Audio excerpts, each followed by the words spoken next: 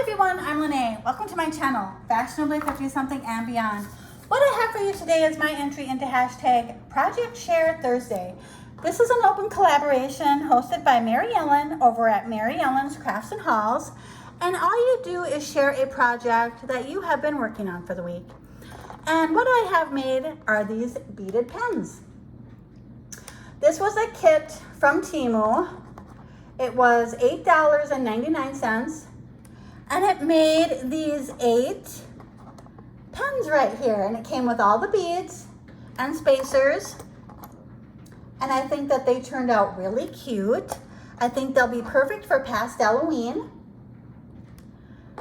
These two have the cute little beads that say hi. And then we have these sparkly beads here. And I love these little silicone bow beads. I just think they turned out really, really cute, and I wanted to share them with you. Thank you so much to Mary Ellen for hosting this open collaboration. I have fun sharing my projects and making them. Thank you so much for joining me, everyone. Please search the hashtag Project Share Thursday to see what everyone else has made. Have a wonderful rest of the day, everyone. Bye.